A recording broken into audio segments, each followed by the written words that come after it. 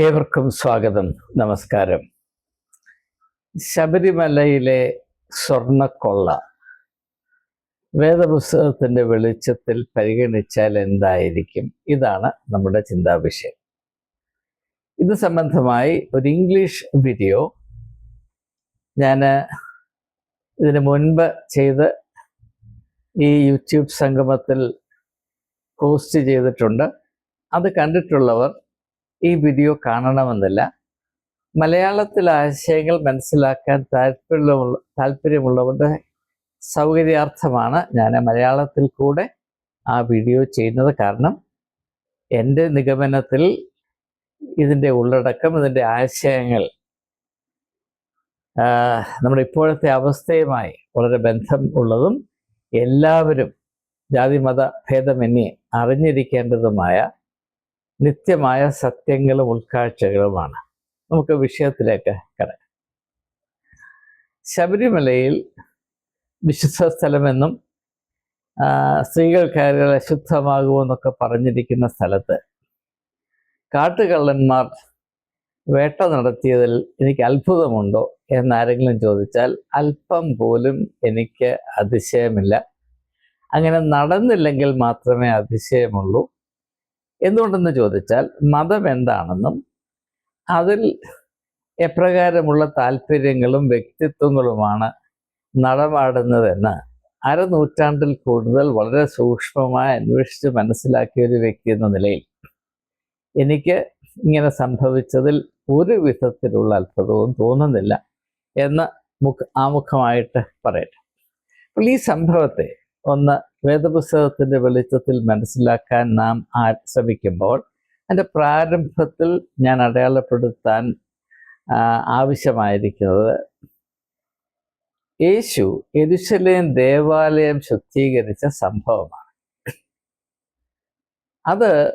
അതിൻ്റെ പ്രസക്തി, ചരിത്രപരമായ പ്രസക്തി, ഹിസ്റ്റോറിക്കൽ റെലവൻസ് എത്ര വലുതാണ്, എത്ര സാർവലൗകികമാണ് എന്ന് മനസ്സിലാക്കാൻ ഈ ശബരിമല കൊള്ള, സ്വർണ്ണക്കൊള്ള സഹായിക്കുമെന്നത് നമ്മുടെ കാലത്തെ ഒരു വിരോധാഭാസം തന്നെയാണ്.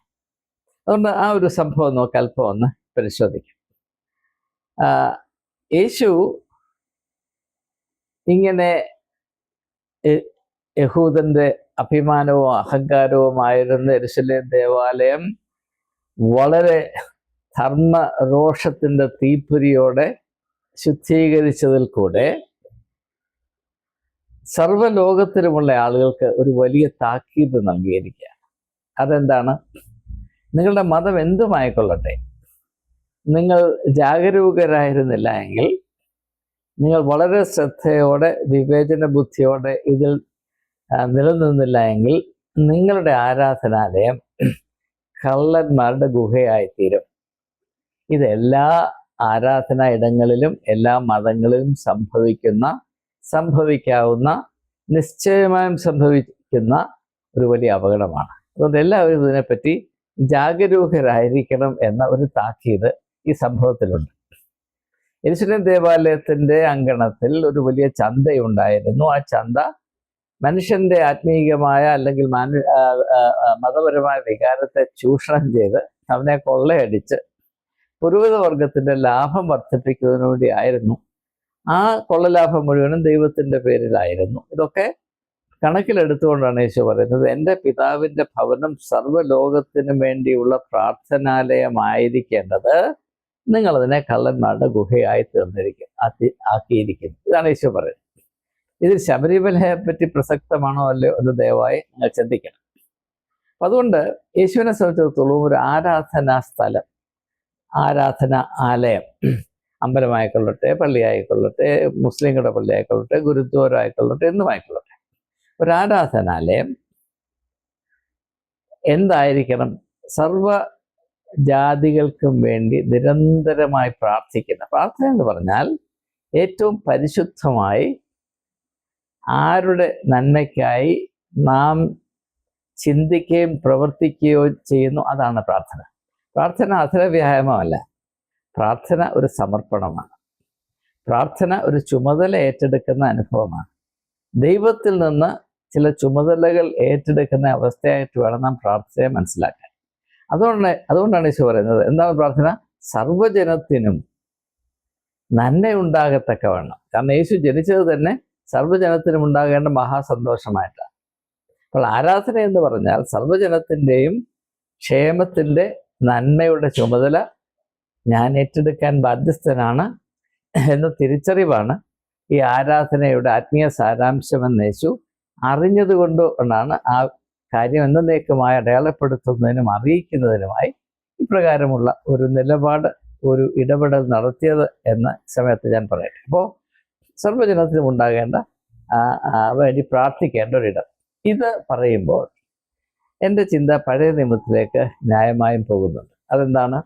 എസെക്കിയേൽ പ്രവാചകന്റെ പുസ്തകത്തിൽ ആരാധന അല്ലെങ്കിൽ ആത്മീയത എന്തായിരിക്കണമെന്ന് പ്രതീകാത്മകമായി സൂചിപ്പിക്കുന്നുണ്ട്. അവിടെ പ്രവാചകൻ ഒരു ദർശനം കൊടുക്കുകയാണ്. ദേവാലയത്തിൻ്റെ ഉമ്മരപ്പടിയുടെ അടിയിൽ നിന്ന് ഒരു ചെറിയ നദി പൊട്ടിപ്പുറപ്പെട്ട് അത് ദൂരത്തേക്ക് ഒഴുകും തോറും അതിൻ്റെ ആഴം വർദ്ധിച്ച് അത് ചെന്നെത്തുന്നിടത്തെല്ലാം ജീവന്റെ അംശങ്ങളെ അത് ഉണർത്തുന്നു. അതിൻ്റെ ഇരു കരകളിലും ലോകരാഷ്ട്രങ്ങളുടെ രോഗശാന്തിക്കുള്ള ഇലകൾ വളരുന്നു. ഇതാണ് അവിടെ കൊടുത്തിരിക്കുന്ന ദർശനം. ഇത് വളരെ വളരെ വളരെ വ്യക്തമായി നാം മനസ്സിലാക്കേണ്ട കാര്യമാണ്. അപ്പോൾ ആത്മീയത എന്ന് പറഞ്ഞാൽ അന്യരിലേക്ക് ഒഴുകിച്ചെല്ലുക, ലോകത്തിലേക്ക് ഒഴുകിച്ചെല്ലുക, അങ്ങനെ നാം കടന്നു ചെല്ലുന്നത് കൊണ്ട് അവിടെ വലിയ അനുഗ്രഹം ഉണ്ടാകുന്നു, വലിയ മാറ്റങ്ങൾ, നല്ല മാറ്റങ്ങൾ ഉണ്ടാകുന്നു. അതുകൊണ്ടാണ് യേശു തൻ്റെ ശിഷ്യന്മാരെ തന്നിലേക്ക് വിളിക്കുകയും അവരെ ദൗത്യത്തിനായി അയക്കുകയും ചെയ്തത് എന്ന് നാം ദയവായി മനസ്സിലാക്കണം. അപ്പോൾ ഇത് നാം ഏദൻ തോട്ടത്തിൽ നോക്കിയാലും കാണാൻ കഴിയും. ഏദൻ തോട്ടത്തിൽ മനുഷ്യനെ അന്വേഷിച്ചു വരുന്ന ഒരു ദൈവത്തെയാണ് നാം കാണുന്നത്. ദൈവത്തിൻ്റെ സ്വഭാവം മനുഷ്യരെ അന്വേഷിക്കുക എന്ന് പറഞ്ഞാൽ അവരുടെ ക്ഷേമം ഉറപ്പുവരുത്തുക എന്നതാണ്.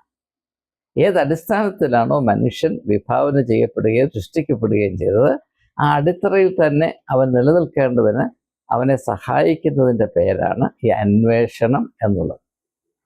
അപ്പോൾ ആ ഒരു സ്വഭാവം, അതാണ് ദൈവത്തിൻ്റെ തനതായ സ്വഭാവം, ദ നേച്ചർ ഓഫ് ഗോഡ്, ദൈവത്തിൻ്റെ സ്വഭാവം. എന്നാൽ ഏറെ താമസിയാതെ ദൈവത്തിൻ്റെ സ്വഭാവത്തെ മനുഷ്യൻ തിരുത്തി എഴുതുന്ന ഒരു പ്രത്യേകതയുള്ള പ്രവണതയാണ് നാം വേദപുസ്തകത്തിൽ തന്നെ കാണുന്നത്.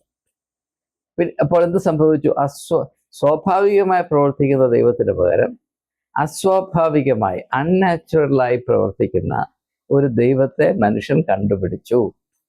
ആ ദൈവം എങ്ങനെയാണ്? മനുഷ്യനെ അന്വേഷിച്ചു വരുന്ന ദൈവമല്ല, മനുഷ്യൻ അങ്ങോട്ട് അന്വേഷിച്ചു പോകണമെന്ന് മാത്രം താല്പര്യപ്പെട്ടു ഏതെങ്കിലും ഒരു മലയുടെ മുകളിൽ കയറിയിരിക്കുന്ന ദൈവത്തെയാണ് പിന്നെ മനുഷ്യൻ അവൻ്റെ മതബോധത്തിൽ കൂടെ എക്കാലത്തും അറിയിക്കുകയും ചെയ്തത്.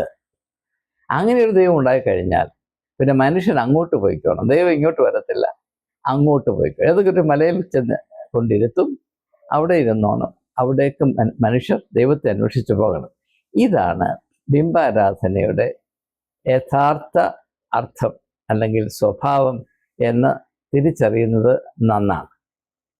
മനുഷ്യർ എവിടെയെങ്കിലും ദൈവത്തെ കൊണ്ടിരുത്തുന്നു, അവിടെ ചെന്നാൽ അതിൻ്റെ പ്രത്യേക അനുഗ്രഹം കിട്ടുമെന്ന് പറയുന്നത് അന്ധവിശ്വാസമാണ്. ഈ അന്ധവിശ്വാസത്തിൽ മനുഷ്യന് താല്പര്യം കൂടാൻ കാര്യം അതിൽ കൂടെ അർഹിക്കാത്ത അനുഗ്രഹം കിട്ടും എന്ന വ്യാമോഹമാണ്. അങ്ങനെ ഒരു ദൈവത്തെ മനുഷ്യൻ കണ്ടുപിടിക്കുന്നു. അതിൻ്റെ പേരാണ് ഈ ബിംബാരാധന എന്ന് നാം മനസ്സിലാക്കണം. അപ്പോൾ ദൈവത്തെ ഒരു ബിംബമാക്കി ചുരുക്കി കഴിഞ്ഞാൽ സംഭവിക്കുന്നത് മതം അന്ധവിശ്വാസത്തിൻ്റെയും വഞ്ചനയുടെയും മൊണ്ണത്തരത്തിൻ്റെയും ബുദ്ധിരാഹിത്യത്തിൻ്റെയും കേളീരംഗമായി തീരും. Religion becomes A domain of deception, superstition and stupidity. പ്രത്യേകം മനസ്സിലാക്കാം. ദൈവത്തെ ഇപ്രകാരം അധപ്പതിപ്പിച്ചു കഴിഞ്ഞാൽ, അല്ലെങ്കിൽ തികച്ചും നികൃഷ്ടമായ ഒരു ദൈവസങ്കല്പത്തിനെ കേന്ദ്രീകരിച്ച് മതബോധം നാം രൂപീകരിച്ചെടുത്താൽ ആ മതം അന്ധവിശ്വാസത്തിൻ്റെയും വഞ്ചനയുടെയും ബുദ്ധിരാഹിത്യത്തിൻ്റെയും പൊട്ടത്തരത്തിൻ്റെയും മാത്രം രംഗമായിരിക്കും എന്ന് മനസ്സിലാക്കി.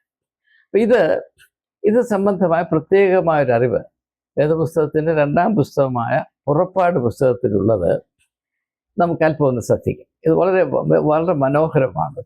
ചിന്തയുടെ ആഴം എത്ര ആഴത്തിലാണ് ഇങ്ങനെയുള്ള കാര്യങ്ങൾ വേദപുസ്തകത്തിൽ രേഖപ്പെടുത്തിയിരിക്കുന്നത് ഓർക്കുമ്പോൾ ഇപ്പോഴും ഞാൻ അത്ഭുതം കൊണ്ട് എൻ്റെ മനസ്സ് നിറയുകയാണ്. നമുക്കറിയാം, മോശയുടെ നേതൃത്വത്തിൽ മിസ്രയീമിൽ ദീർഘനാൾ 4.5 നൂറ്റാണ്ടുകൾക്കധികം അടിമത്തത്തിൽ കഴിഞ്ഞ ജനം വിടുതൽ പ്രാപിച്ച് വാഗ്ദത്ത നാടായ കനാനിലേക്ക് യാത്രയാകുമ്പോൾ യാത്രാമധ്യേ ഹോരേബ് പർവ്വതം അല്ലെങ്കിൽ സൈനായ് പർവ്വതം, സൈനായ് എന്നും ഹോരേബ് എന്ന് പറയുന്ന ഒരേ പർവ്വതത്തിൻ്റെ 2 പേരുകളാണ്. മോശ അവിടെ കയറി ദൈവമായ സംസർഗത്തിൽ ദൈവത്തിൻ്റെ കൽപ്പനകൾ പ്രാപിപ്പാനായി കാത്തിരിക്കുന്നു. അതേ സമയത്ത് താഴ്വാരത്ത് ജനം അന്താളിപ്പിലാണ്. അവർക്കൊരു പുതിയ ദൈവത്തെ വേണമെന്ന് അഹ്റോനോട് ആവശ്യപ്പെടുന്നു. അപ്പോൾ ആരും പറയും, നിങ്ങളുടെ പൊന്നെല്ലാം തന്നാൽ ഞാൻ നിങ്ങൾക്ക് ദൈവം ഉണ്ടാക്കി കൊടുക്കാം. ഇത് വളരെ ശ്രദ്ധിക്കണം. അപ്പോൾ ദൈവവും സ്വർണവുമായി മനുഷ്യൻ്റെ വിഭാവനയിൽ എൻ്റെ അറിവിൽ ആദ്യമായിട്ട് ഒരു ബന്ധമുണ്ടാകുന്നത് ഈ ഹോരേബ് അല്ലെങ്കിൽ സീനായ് പർവ്വതത്തിൻ്റെ താഴ്വരയിലാണ്. ദൈവവും സ്വർണവും ഒന്നായിത്തീരുന്ന മത ചരിത്രത്തിൽ ഏറ്റവും ശ്രദ്ധേയമായ ഒരു അവസരമാണ്, ഒരു സന്ദർഭമാണ് അവിടെ ചിത്രീകരിക്കപ്പെട്ടത്. വേണ്ടതുപോലെ അതിൻ്റെ ഐതിഹാസികമായ വിവിധ അർത്ഥതലങ്ങൾ അനുസരിച്ച് ഇത് മനസ്സിലാക്കപ്പെട്ടിട്ടുണ്ടോ എന്നത് സംശയമാണ്. അപ്പോൾ ദൈവവും സ്വർണവും തമ്മിലുള്ള ബന്ധത്തിലാണ് മനുഷ്യൻ്റെ സംഘടിതമായ മതം, ഏത് മതമാണെങ്കിലും സൃഷ്ടിക്കപ്പെട്ടിട്ടുള്ളതും നിലനിർത്തിക്കൊണ്ട് വരുന്നതുമെന്ന് മനസ്സിലാക്കുന്നവർക്ക് മാത്രമേ മതത്തിൽ നിന്ന്, ആത്മീയതയിൽ നിന്നല്ല, മതത്തിൽ നിന്ന് എന്ത് പ്രതീക്ഷിക്കാം, എന്ത് പ്രതീക്ഷിച്ചുകൂടാ എന്ന് സത്യസന്ധമായി മനസ്സിലാക്കുവാൻ സാധിക്കുകയുള്ളൂ എന്നാണ് ഈ സംഭവത്തിൽ കൂടെ മനസ്സിലാക്കേണ്ടത്. ഇവിടെ കുറച്ചുകൂടെ വ്യക്തമാക്കി പറഞ്ഞാൽ വേദപുസ്തകം പറയുന്നത് ദൈവം മനുഷ്യനെ സൃഷ്ടിച്ചത് ദൈവത്തിൻ്റെ കാഴ്ചപ്പാടിൽ ഏറ്റവും മഹനീയമായ സാധ്യത കൊണ്ടാണ്. അത് ഇങ്ങനെയാണ് പറയുന്നത്: ദൈവം സ്വന്തം രൂപത്തിലും സാദൃശ്യത്തിലും സൃഷ്ടിച്ചു. അതിനപ്പുറത്ത് ദൈവത്തിന് പാനൊക്കത്തില്ല. അപ്പോൾ ഏറ്റവും മഹനീയമായ വിധത്തിൽ ദൈവം മനുഷ്യനെ സൃഷ്ടിച്ചു. മനുഷ്യൻ ദൈവത്തെ സൃഷ്ടിക്കുകയാണ്. ഇനി ദൈവം മനുഷ്യനെ സൃഷ്ടിച്ച ശേഷം മനുഷ്യൻ ദൈവത്തെ സൃഷ്ടിക്കുക. മനുഷ്യൻ എങ്ങനെയാണ് ദൈവത്തെ സൃഷ്ടിക്കുന്നത്? അവൻ്റെ ഏറ്റവും നല്ല കാര്യങ്ങൾ, നല്ല ധാതുക്കൾ, നല്ല സമ്പത്ത് ഉപയോഗിക്കും. അതാണ് മനുഷ്യൻ്റെ ഏറ്റവും നല്ല സമ്പത്ത്, സ്വർണ്ണമാണ്. അന്നും ഇന്നും അങ്ങനെയാണ്. അപ്പോൾ മനുഷ്യൻ സ്വർണം കൊണ്ട് ദൈവത്തെ സൃഷ്ടിക്കുന്നു. പക്ഷേ മനുഷ്യൻ സ്വർണം കൊണ്ട് ദൈവത്തെ സൃഷ്ടിക്കുമ്പോൾ അതൊരിക്കലും ദൈവമാകത്തില്ല. മനുഷ്യനേക്കാൾ നികൃഷ്ടമായത് വല്ലതുമായിരിക്കും. അതാണ് കാളക്കുട്ടി. അതുകൊണ്ടാണ് ഞങ്ങൾക്ക് ദൈവത്തെ ഉണ്ടാക്കി തരണമെന്ന് പറഞ്ഞപ്പോൾ അഹറോൻ അവർക്ക് കാളക്കുട്ടിയെ സ്വർണം കൊണ്ടുണ്ടാക്കി എന്ന് പറയുന്നതിൻ്റെ അർത്ഥം അതാണ്. മനുഷ്യൻ എപ്പോഴും ദൈവത്തെ അവൻ്റെ സ്വത്തിൻ്റെ ഏറ്റവും നല്ല അംശം പ്രയോഗിച്ചുണ്ടാക്കും. പക്ഷേ അതിൻ്റെ ഫലം വളരെ വികൃതമായിരിക്കും. മനുഷ്യരെക്കാൾ എത്രയോ നികൃഷ്ടമായ വിധത്തിലായിരിക്കും മനുഷ്യർ നിർമ്മിക്കുന്ന ദൈവം ചിന്തിക്കുന്നതും പ്രവർത്തിക്കുന്നതും എന്ന് മനസ്സിലാക്കാതെ നമുക്ക് മതത്തിൻ്റെ സ്വഭാവം മനസ്സിലാക്കാൻ ഒരു വിധത്തിലും സാധ്യമല്ല. ഇത് ഞാൻ എല്ലാവരോടും വളരെ വളരെ വിനയമായിട്ട് അപേക്ഷിക്കുകയാണ്. അപ്പോൾ അതുകൊണ്ട് എന്ത് സംഭവിക്കും? സംഘടിതമായ മതത്തിൽ കാലങ്ങൾ കഴിയും തോറും സ്വർണം കുമിഞ്ഞുകൂടി കൂടി കൂടി കൂടി വരുന്നു. സ്വർണം കൂടുന്നതോടുകൂടെ ദൈവം കുറഞ്ഞില്ലാതാകും. ഇതാണ് മതം എന്നത് ചരിത്രത്തിൽ കൂടെ നമുക്ക് മനസ്സിലാക്കാൻ സാധിക്കും. ഇതെല്ലാം ശബരിമലയിലെ സംഭവമായിട്ടും യേശു യെരൂശലേം ദേവാലയം എന്തുകൊണ്ട് ശുദ്ധീകരിച്ചു എന്ന ചോദ്യവുമായിട്ടൊക്കെ വളരെ ബന്ധപ്പെട്ട് കിടക്കുന്നത് കൊണ്ട് അതിൻ്റെ പശ്ചാത്തലം ഒരുക്കുന്നതിന് വേണ്ടിയാണ് ഞാൻ ഇങ്ങനെയുള്ള കാര്യങ്ങൾ പെട്ടെന്ന് പറഞ്ഞു പോകുന്നത്.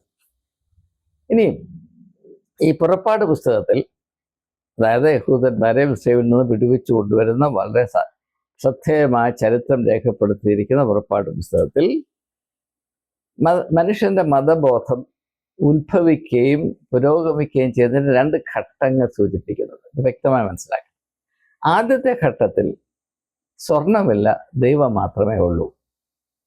ഇപ്പം ദൈവം ആദാമിനെ ഹവ്വായെയും ഏദൻ തോട്ടത്തിൽ സന്ദർശിച്ചു കൊണ്ടിരുന്നപ്പോൾ സ്വർണം കൊണ്ടല്ല ദൈവം വന്നത് സ്വർണം കൊണ്ടല്ല. ആദാമും ഹവ്വായും ദൈവത്തെ ആരാധിച്ചത്. അവിടെ സ്വർണം എന്നൊരാശയം പോലുമില്ല.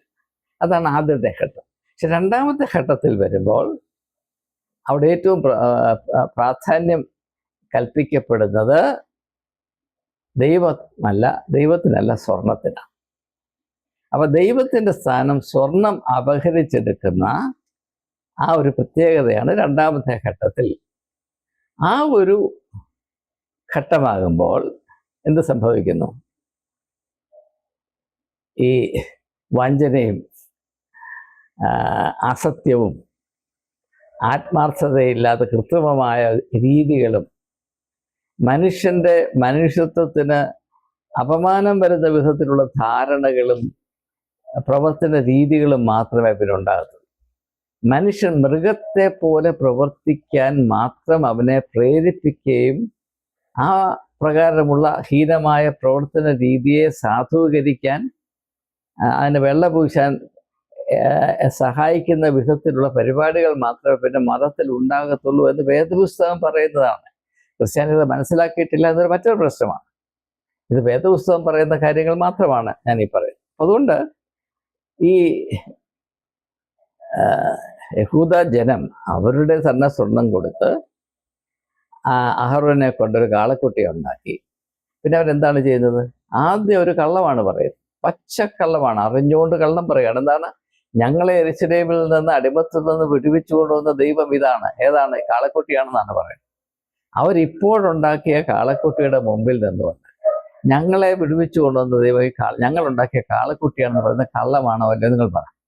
അതുകൊണ്ട് മനഃപൂർവ്വം കള്ളം പറയുകയും മനഃപൂർവ്വം അസത്യം വിശ്വസിക്കുകയും ചെയ്യുന്ന ഒരു സ്വഭാവം സംഘടിതമായ മതത്തിൽ എപ്പോഴും പ്രവർത്തിക്കും. ഒരു വഞ്ചനയും ഒരു കാപട്യവും ഒരു അഭിനയവും മനഃപൂർവ്വം അസത്യത്തെ വലിച്ച് തലയിൽ കയറ്റി വെക്കുന്ന ഒരു സ്വഭാവവും സംഘടിത മതത്തിലുണ്ട് എന്നതിൻ്റെ വലിയ ശ്രദ്ധേയമായൊരു താക്കീതാണ് വേദപുസ്തകത്തിൻ്റെ തന്നെ രണ്ടാമത്തെ പുസ്തകമായ പുറപ്പാട് പുസ്തകത്തിൽ ഉള്ളത് എന്ന് ദയവായി മനസ്സിലാക്കി.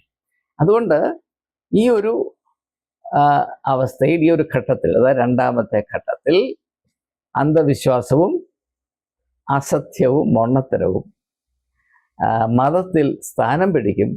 പിന്നെ അങ്ങോട്ട് മതത്തിൽ സത്യത്തിന് ഇടമില്ലാതെ ആയിത്തീരും എന്നൊരു വലിയ സൂചന നാം ഇവിടെ കാണുന്നുണ്ട്. നമുക്ക് മുൻപോട്ട് പോകാം.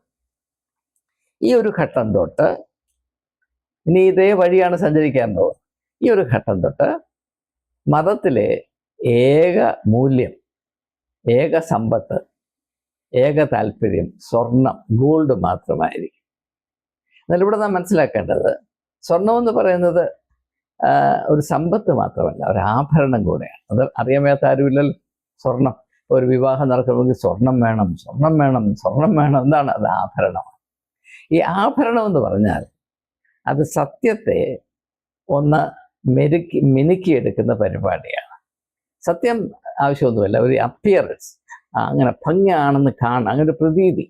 സത്യത്തെക്കാൾ പ്രതീതിക്ക് വില കൊടുക്കുന്ന ഒരു മനോഭാവമാണ് ഈ ആഭരണം കൊണ്ട് അതൊരു പ്രതീകാത്മകമായി നാം മനസ്സിലാക്കേണ്ടത്. അപ്പം അതുകൊണ്ട് സത്യത്തിന് മതത്തിലുള്ള സ്ഥാനം ഇടിഞ്ഞുപോയിക്കൊണ്ടേയിരിക്കും. അതിൻ്റെ പ്രത്യേകത നാം മനസ്സിലാക്കേണ്ടത് എല്ലാ മതങ്ങളും ഒന്നുപോലെ പറയുന്നത് ദൈവം സത്യമാണ്. പ്രത്യേകിച്ച് ഹിന്ദുമതം വളരെ വളരെ ഊന്നലോടുകൂടെ പറയുന്നതാണ് ദൈവം സത്യമാണ്. എന്നാൽ ഈ സത്യമായ ദൈവത്തെ ആരാധിക്കുന്ന വിധമാണല്ലോ മതം. ആ സത്യമായ ദൈവത്തോട് മനുഷ്യൻ ബന്ധം പുലർത്തുന്ന വിധമാണല്ലോ മതം. എന്നാൽ ആ മതത്തിൽ ഈ രണ്ടാമത്തെ ഘട്ടം തൊട്ട് സത്യത്തിന് യാതൊരു സ്ഥാനവുമില്ലാതെ പ്രതീതികൾക്കും അസത്യങ്ങൾക്കും മാത്രം, അങ്ങനെയാണ് കപടഭക്തി ഉണ്ടാകുന്നത്. ദയവായി മനസ്സിലാക്കി, കപടഭക്തി, ഹിപ്പോക്രസി അങ്ങനെയാണ് ഉണ്ടാകുന്നത്. മതത്തിൽ നിന്ന് സത്യം എന്ന് പറയുന്ന വലിയ അച്ചടക്കം മാറ്റിവെച്ചാൽ പിന്നെ അവശേഷിക്കുന്നത് കപടഭക്തിയായിരിക്കും. ആ കപടഭക്തി ഏറ്റവും കൂടുതൽ പ്രകടിതമാകുന്ന പുരോഹിതവർഗത്തിൽ കൂടെയാണ് എന്ന് വളരെ കൃത്യമായി വിളിച്ചു പറഞ്ഞത് നസ്രയനായ യേശുവാണ് എന്ന് ക്രിസ്ത്യാനികൾ മറന്നു പോകരുത്. ഇനി നമുക്ക് മുൻപോട്ട് പോകാം. അപ്പോൾ അതുകൊണ്ട് എവിടെയൊക്കെ പുരോഹിത വർഗം തലയെടുക്കുന്നു അവിടെയെല്ലാം അവർക്ക് കപടഭക്തി അഭിനയിക്കേണ്ട ഗതികേടുണ്ട്. അതിന് യാതൊരു സംശയവുമില്ല.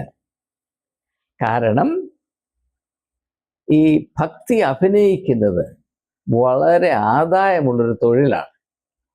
അതുകൊണ്ടാണ് ഞാൻ പറയുന്നത് മതവും സ്വർണവും, റിലിജിയൻ ആൻഡ് ഗോൾഡ്, മതവും സ്വർണവും. സ്വർണം എന്ന് പറഞ്ഞാൽ നിങ്ങൾക്കറിയാം ഈ ലോകത്തിൻ്റെ സമ്പത്ത്, അതിൻ്റെ ഏറ്റവും ഉദാത്തമായ ഫോമാണ് ഈ സ്വർണം എന്ന് പറയുന്നത്. അപ്പം ലാഭേച്ഛ, ലാഭം, നേട്ടം, നിധി. അപ്പോൾ ഈ എന്തുകൊണ്ടാണ് പുരോഹിതവർഗം ഈ കപടഭക്തി അഭിനയിക്കേണ്ട ഗതികേടിലായിത്തീരുന്നത്? ഈ അഭിനയത്തിൽ കൂടെ മാത്രമേ ലാഭമുണ്ടാക്കുവാൻ സാധ്യത. സത്യത്തിൻ്റെ വഴി ഒരിക്കലും ലാഭത്തിൻ്റെ വഴിയാകത്തില്ലെന്ന് യേശു പറഞ്ഞിട്ടുണ്ട്. സത്യത്തിൻ്റെ വഴി കുരിശിൻ്റെ വഴിയാണ്, അത് നഷ്ടക്കച്ചവടമാണ്.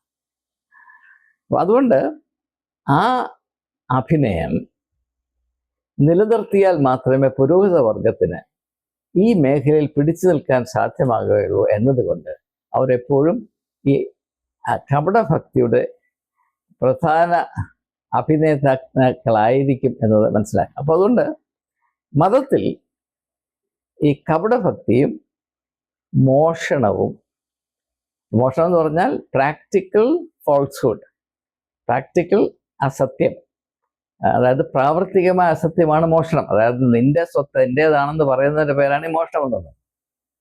എനിക്കില്ലാത്ത കപടഭക്തി ഞാൻ അഭിനയിക്കുന്നതിനാണ് കപടഭക്തി എന്ന് പറയുന്നത്. എനിക്കില്ലാത്ത ഭക്തി ഞാൻ അഭിനയിക്കുന്നതാണ് കപടഭക്തി എന്ന് പറയുന്നത്. എനിക്കില്ല സ്വത്ത് എൻ്റേതാണെന്ന് പറയുന്നതിൻ്റെ പേരാണ് ഈ മോഷണം.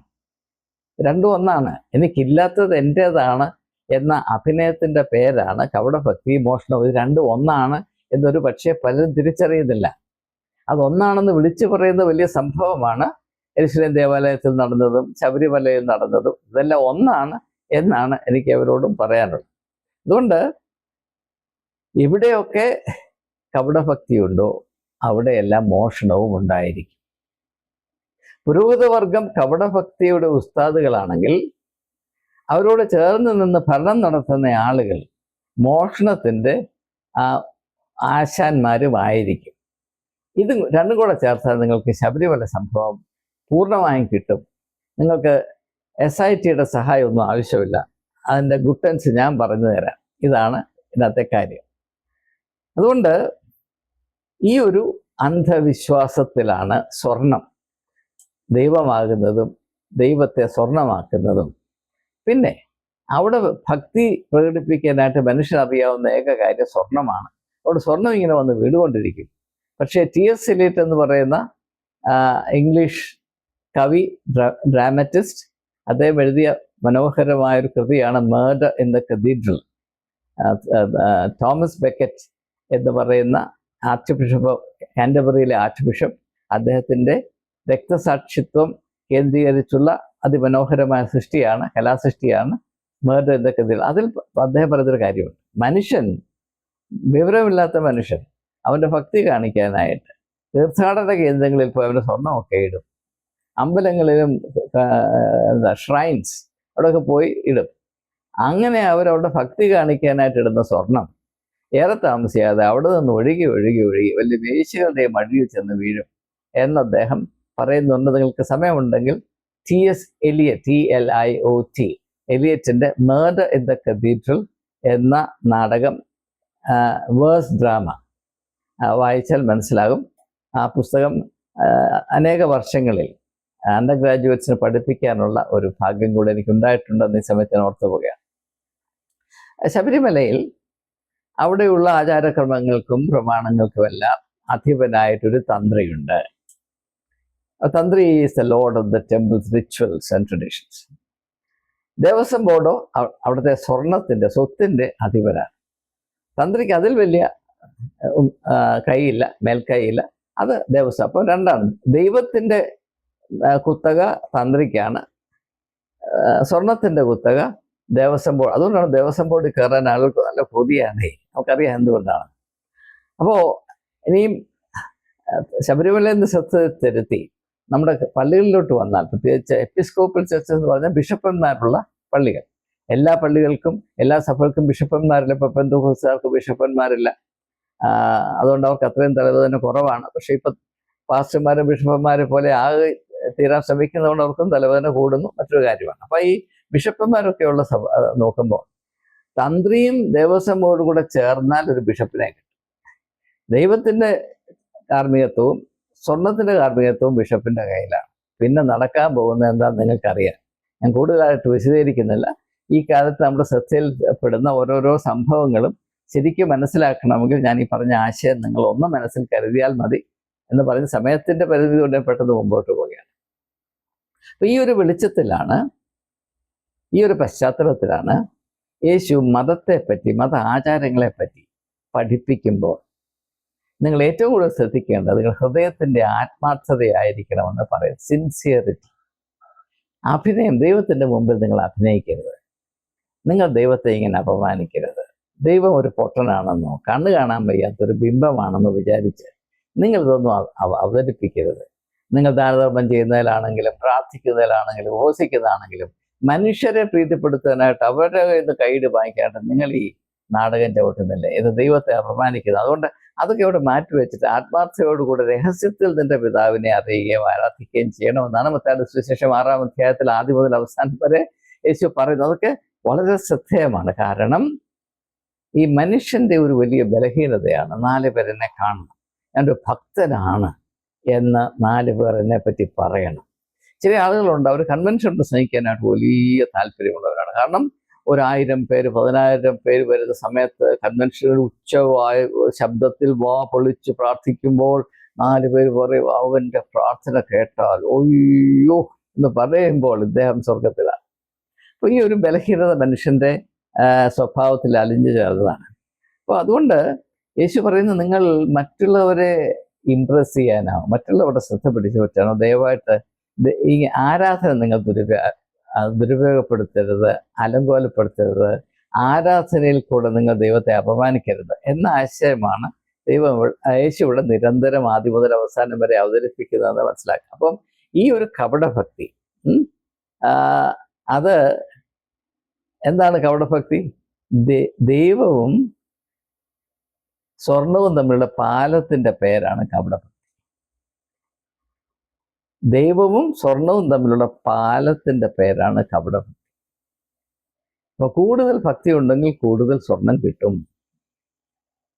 നമുക്കറിയാം, ഇപ്പം പരുമലയിലൊക്കെ പോയാൽ അവിടെ ഒരു വിശുദ്ധനായ തിരുമേനി ഉണ്ടായിരുന്നു എന്നൊക്കെ പറഞ്ഞിട്ടാണ് ഈ ഓർത്തഡോക്സുകാർ അവിടെ കൊണ്ട് സ്വർണം കൊണ്ട് കുടഞ്ഞിടുന്നു. അപ്പം സ്വർണം എന്ന് പറഞ്ഞാൽ ഒത്തിരി രൂപ ഇടുന്നു, സ്വർണ്ണം ഇടുന്നു, എന്തൊക്കെ ഇടുന്നു. അന്ധവിശ്വാസം എവിടെയുണ്ടോ അവിടെയൊക്കെ സ്വർണം ഉണ്ടാകും. സ്വർണം ഉണ്ടാകുന്നിടത്തെല്ലാം കള്ളന്മാരുണ്ടായിരിക്കും. ഇതിൻ്റെ എല്ലാം ആകത്തുകയുടെ പേരായിട്ടാണ് വലിയ വിശുദ്ധി എന്നൊക്കെ പറയുന്നത്, പുണ്യാള എന്നൊക്കെ പറയുന്നത്.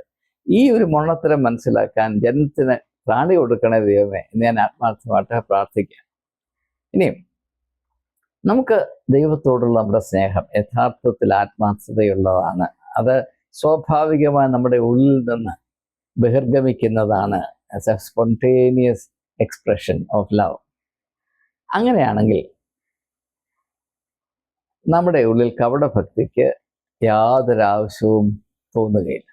നമുക്കതിൻ്റെ ആവശ്യം ഉണ്ടാകത്തില്ല. ആരെയും ഇംപ്രസ് ചെയ്യേണ്ട കാര്യമൊന്നും. അതേസമയം ദൈവത്തോട് സ്നേഹമില്ലാതെ മതമേഖലയിൽ ഒന്ന് ഷൈൻ ചെയ്യണമെന്ന് തോന്നുന്നവൻ അവനാകെപ്പാടെ ചെയ്യാവുന്നത് ഈ കപടഭക്തി ഏറ്റവും തന്മയത്വത്തോടുകൂടി അവതരിപ്പിക്കുക എന്നതാണ്. അപ്പം ഇങ്ങനെ പൊതുരംഗത്ത് അവതരിക്കപ്പെടുന്ന ഈ ഒരു കപടഭക്തിക്ക് പകരം യേശു നമ്മിൽ നിന്ന് ആവശ്യപ്പെടുന്നത്, തൻ്റെ ശിഷ്യന്മാരിൽ നിന്ന്, പിൻഗാമികളിൽ നിന്ന് ആവശ്യപ്പെട്ടത് ഹൃദയത്തിൻ്റെ ആത്മാർത്ഥതയിൽ, ഹൃദയത്തിൻ്റെ പരിശുദ്ധിയിൽ ആളുകൾ അല്ലെങ്കിൽ മനുഷ്യർ സത്യദൈവത്തെ ആരാധിക്കണം എന്നത് മാത്രമാണ്. നിങ്ങളുടെ ഉള്ളിൽ ദൈവത്തെപ്പറ്റി സ്നേഹമുണ്ടോ? പിന്നെ ഒന്നും വേണ്ട, മറ്റൊന്നും ആവശ്യമില്ല. സ്നേഹത്തിന് പകരം വെക്കാൻ ഈ ലോകത്തിൽ ഒന്നും സാധ്യമല്ല. സ്വർണമല്ല, മറ്റെന്ത് കൊണ്ടുവന്നാലും അതിന് പകരം വെക്കാൻ സാധ്യമല്ല എന്ന ഒരു നിലപാടാണ് യേശുവിൻ്റെതെന്ന് നമുക്കറിവുള്ളതാണ്. അപ്പോൾ സ്വർണമുണ്ടെങ്കിൽ, ദൈവസ്നേഹമുണ്ടെങ്കിൽ സ്വർണം ആവശ്യമില്ല. ദൈവസ്നേഹമില്ല എങ്കിൽ സ്വർണം ഇല്ലാതെ ഒരു നിവൃത്തിയുമില്ല. യാതൊരു പിടിച്ചു നിൽക്കാൻ പറ്റും മാർഗമില്ല. ദൈവസ്നേഹമില്ലാതെ മതത്തിൽ നിന്ന് അർഹിക്കാത്ത ആനുകൂല്യം ലഭിക്കണം, അല്ലെങ്കിൽ ദൈവത്തിൽ നിന്ന് അർഹിക്കാത്ത ആനുകൂല്യം ലഭിക്കണമെന്ന് താല്പര്യപ്പെടുന്നവൻ പിടിക്കുന്ന കച്ചിത്തുരുമ്പിന്റെ പേരാണ് ഈ സ്വർണം. അപ്പൊ ദൈവത്തിന് സ്വർണം കൊടുക്കുക, ദൈവത്തിന് കൈക്കൂലി കൊടുക്കുക, ദൈവം കണ്ണു തുറക്കും എന്ന നികൃഷ്ടമായ ധാരണയിലാണ് മതം 99% ഓടുന്നത് എന്ന് ദയവായി മനസ്സിലാക്കുക. അതുകൊണ്ടാണ് ഇപ്പം കൃപാസനം പോലെയുള്ള സ്ഥലങ്ങളിൽ കോടികൾ ശതകോടികൾ വന്ന് ചാടുന്നതിന്റെ അർത്ഥം എന്താണ്? പാവം മാതാവിനെ ഓർക്കുമ്പോൾ എനിക്ക് കരച്ചിട്ട് വരും. പക്ഷേ ഔസേപ്പച്ചൻ വിടത്തില്ല. കാരണം പൊന്മുട്ടയിടുന്ന ഒരു താറാവാണോ? ഇത് എത്ര വലിയ താറാവാണ്! ഔസേപ്പച്ചന്റെ പൊന്മുട്ടയിടുന്ന താറാവ് അവിടെ ഇരിപ്പുണ്ട്. അപ്പൊ അത് പൊന്മുട്ട ഉണ്ടാകണം. അതിൻ്റെ പേരാണ് ഈ കപടഭക്തി എന്നും അന്ധവിശ്വാസമെന്നും അത് സംബന്ധമായ വക്രത, വഞ്ചന, അങ്ങനെയുള്ള കലാപരിപാടികൾ ദയവായി മനസ്സിലാക്കാം. അപ്പം ഇത് തിരിച്ചറിഞ്ഞാൽ ശബരിമലയും വേദപുസ്തകവും തമ്മിലുള്ള ബന്ധം നമുക്കറിയാൻ ഒരു പ്രയാസവുമില്ല. ഞാൻ ഈ ചിന്ത ഉപസംഹരിക്കുമ്പോൾ എനിക്ക് വ്യക്തമായി പറയാനുള്ള, ശബരിമലയിൽ നടന്ന സ്വർണ്ണക്കൊള്ളയും യെരുശലേമിൽ യേശു നടത്തിയ ദേവാലയ ശുദ്ധീകരണവും ഒരേ സംഭവമാണ്. ഏക വ്യത്യാസം, ശബരിമലയിലെ ആ ഒരു ശുദ്ധീകരണം കേരള ഹൈക്കോടതിയിലെ ദേവസ്വം ബോർഡ് ബെഞ്ച്, ഹൈക്കോടതിയുടെ ബെഞ്ചിന്റെ ആഭിമുഖ്യത്തിൽ നടത്തുന്നു എന്നത് മാത്രം ഒഴിച്ചാൽ ബാക്കിയെല്ലാം തുല്യമാണ്, ഒരു വ്യത്യാസവുമില്ല. അതുകൊണ്ട് ക്രിസ്ത്യാനികളും ഹിന്ദുക്കളും തമ്മിൽ വ്യത്യാസമുണ്ടെന്നൊക്കെ പറയുന്നത് വളരെ തെറ്റാണ്. സംഘടിതമായ മതത്തെ സംബന്ധിച്ച് പറഞ്ഞാൽ, സത്യസത്യമായി പറഞ്ഞാൽ യാതൊരു വ്യത്യാസമുണ്ട്. ഇതിനകത്തെല്ലാം സ്വർണമാണ് ദൈവം, സ്വർണമല്ലാതെ മറ്റൊരു ദൈവമില്ല. ഇതാണ് അതിനകത്തെ പച്ച പരമാർത്ഥം. അത് തിരിച്ചറിയാൻ സ്വാതന്ത്ര്യമുള്ളവർ, ധൈര്യമുള്ളവർ തിരിച്ചറിയട്ടെ. അതുകൊണ്ട് മനുഷ്യർ കൂടുതൽ അന്ധവിശ്വാസികളും മൊണ്ണകളും വിഡ്ഢികളുമാകുമ്പോൾ അവരുടെ ആരാധനാലയങ്ങൾ കൂടുതൽ സമ്പത്ത് കൊണ്ട് നിറഞ്ഞു കുമിയും. അത് യാതൊരു വ്യത്യാസവുമില്ല. ഏതെങ്കിലും സഭ സാമ്പത്തികമായിട്ട് അങ്ങ് പെരുക്കത്തിലായെങ്കിൽ വിചാരിച്ചാൽ മതി, അത് അന്ധവിശ്വാസത്തിൻ്റെ കൂടാണ് എന്ന് വിചാരിച്ചാൽ. അതുകൊണ്ടാണ് അങ്ങനെയുള്ള സാഹചര്യങ്ങളിൽ മനുഷ്യൻ ദൈവത്തിൽ നിന്ന് അകന്നു പോകുന്നത്. അതിൻ്റെ ഉത്തമ ഉദാഹരണമാണ് വേദപുസ്തകത്തിൻ്റെ വെളിപ്പാട് പുസ്തകത്തിൻ്റെ 3-ാം അധ്യായത്തിൽ ലൗദോക്യ സഭയെപ്പറ്റി പറയുമ്പോൾ അത് വലിയ സമ്പന്നമായ സഭയായിരുന്നത് കൊണ്ട് യേശുവിനെ വെളിയിൽ കൊണ്ട് എഴുത്തിൽ പശുവിനെ കെട്ടിയിരിക്കുന്നത് പോലെ കെട്ടിയിട്ടിരിക്കുകയാണെന്ന് അവിടെ പറഞ്ഞിട്ടുണ്ട്.